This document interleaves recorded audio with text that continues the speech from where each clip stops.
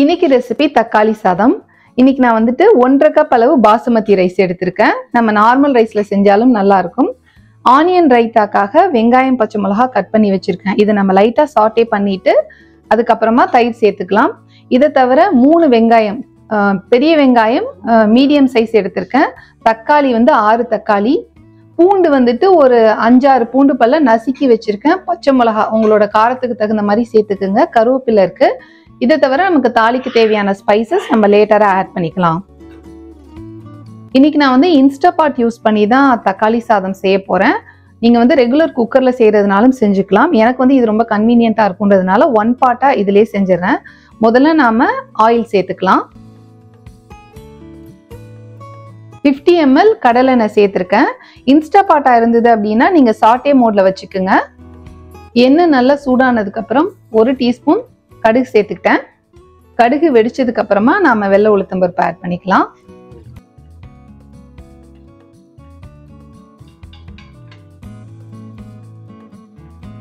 கடுகு பொரிய ஆரம்பிச்சிருச்சு. இப்ப நான் 1 டீஸ்பூன் வெள்ளை உளுத்தம் பருப்பு சேர்த்துக்கிறேன்.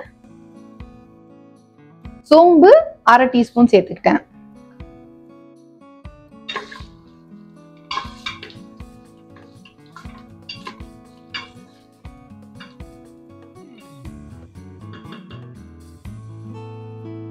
கட் பண்ணி வச்சிருக்க வெங்காயத்தை ஆட் பண்ணிக்கலாம்.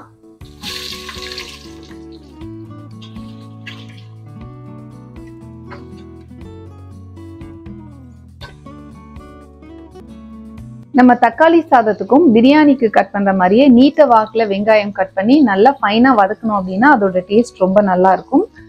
வெங்காயம் வதக்குறப்பவே நான் ஏற்கனவே பூண்டு நசுக்கி வச்சிருந்தேன்ல, அதையும் பச்சை மிளகாவையும் சேர்த்து வதக்கிக்கிறேன். நீங்க பூண்டு சாப்பிட மாட்டீங்க அப்படின்னா இந்த பூண்டை மட்டும் அவாய்ட் பண்ணிக்கீங்க.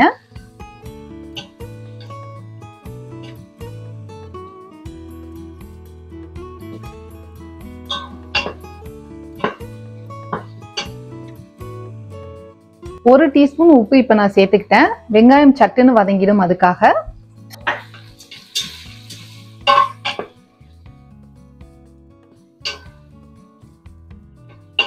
இது கூட நான் 1/2 டீஸ்பூன் மஞ்சள் தூள் சேர்த்துக்கிறேன். 1 டீஸ்பூன் மிளகாத்தூள். இந்த மிளகாத்தூள் ரொம்ப காரமா இருக்காது. இது நல்ல ஸ்பைசியான மிளகாத்தூள் ஒரு 1/4 டீஸ்பூன் போடுறேன். ஏற்கனவே போட்டது நல்ல ஒரு பிரைட்டான ரெட் கலர் கொடுக்கும், அதுக்காக சேர்த்தேன்.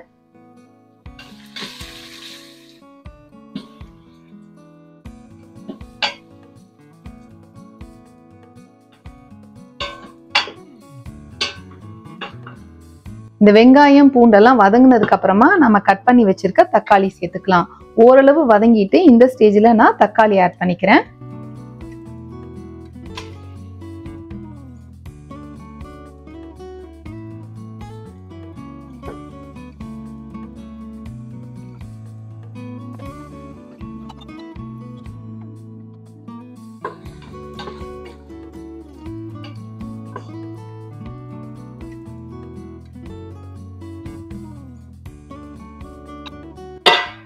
மூடி போட்டு கொஞ்சம் நேரம் வச்சிடலாம். அப்பதான் சட்டுன்னு தக்காளி வதங்கி நல்லா மசிஞ்சு வரும்.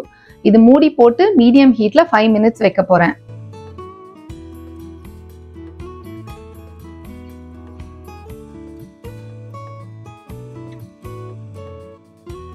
தக்காளி நல்லா வதங்கிடுச்சு.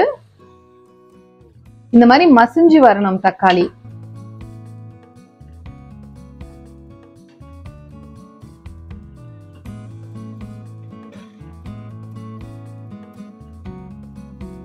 இந்த ஸ்டேஜ்ல நான் கருவேப்பிலை ஆட் பண்ணியிருக்கேன். கொஞ்சம் லேட்டா ஆட் பண்ணோம் அப்படின்னா கருவேப்பிலை நல்லா பச்சையாவே இருக்கும் டிஷ்ல.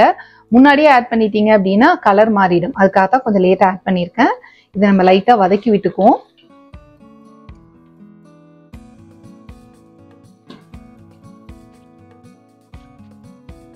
இப்ப நான் ஏற்கனவே வாஷ் பண்ணி வச்சிருக்க பாசுமதி ரைஸ் ஆட் பண்ணிக்கிறேன்.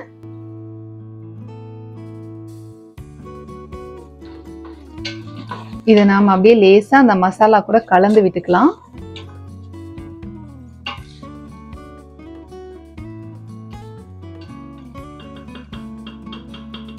ஒன்றரை கப் பாசுமதி ரைஸ்க்கு யூஸ்வலா நம்ம 3 கப் தண்ணி ஊற்றுவோம். இப்போ நான் வந்து இன்ஸ்டாபாட்ல வைக்கிறேன். ஏற்கனவே மசாலா இருக்கிறதுனால நான் இதுக்கு வந்து 1.5 கப் பாசுமதி ரைஸ்க்கு 2 கப் ஃபுல்லா தண்ணி ஊற்ற போறேன். கொஞ்சம் எக்ஸ்ட்ரா ஆட் பண்ணிக்கலாம். 2 கப் தண்ணி ஆட் பண்ணியாச்சு.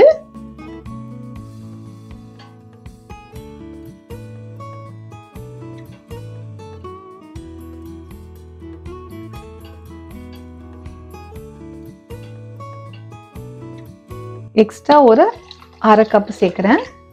இதை நல்லா கலந்து விட்டாச்சு. ஏற்கனவே நம்ம 1 டீஸ்பூன் உப்பு சேர்த்துருக்கோம். இப்போ நான் ஒரு 1/2 டீஸ்பூன் உப்பு சேர்த்துக்கிறேன். இது கரெக்டாக இருக்கும். இதை நாம மூடி குக் பண்ணிடலாம். பாசுமதி ரைஸ் அப்படின்றதுனால நான் ப்ரெஷர் குக் மோட்ல தான் வைக்கிறேன். ப்ரெஷர் குக் மோட்ல நார்மல்ல டைமிங் வந்து பார்த்தீங்கன்னா ஒரு 8 மினிட்ஸ் வைக்கிறேன் நான். இப்போ இது குக் ஆகட்டும். இது குக் ஆகிற டைம்ல நம்ம ரைத்தா ரெடி பண்ணிடலாம்.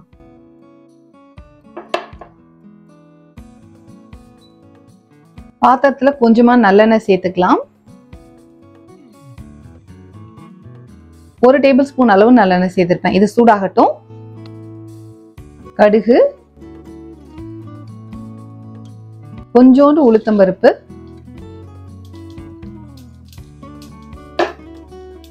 நம்ம கட் பண்ணி வச்சிருக்க வெங்காயம், பச்சை மிளகாய் சேர்த்துக்கலாம். இதை வதக்காமலும் நம்ம தயிர் சேர்த்துக்கலாம். ஆனா இந்த வெங்காயத்தோட காரம் வந்து சில பேருக்கு பிடிக்காது. இப்போ என் பசங்களுக்கெல்லாம் ரொம்ப காரமா இருக்குன்னு ஃபீல் பண்ணுவாங்க. லைட்டா நம்ம இதை சாட்டே பண்ணிட்டோம்னா அது ரொம்ப வெங்காயத்தோட காரம் தெரியாது, கொஞ்சம் கம்மியாயிடும். அதனால லேசா வதக்கிக்கிறேன், அவ்வளவுதான்.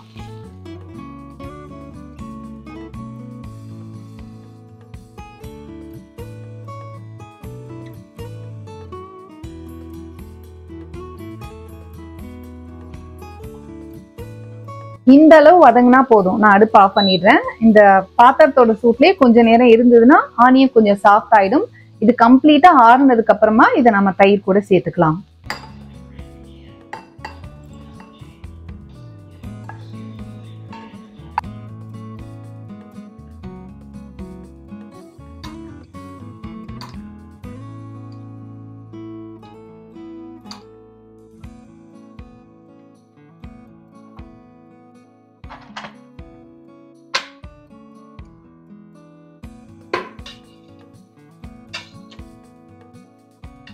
கிட்டத்தட்ட பிரியாணி மாதிரியே இருக்கு பார்க்கறதுக்கு.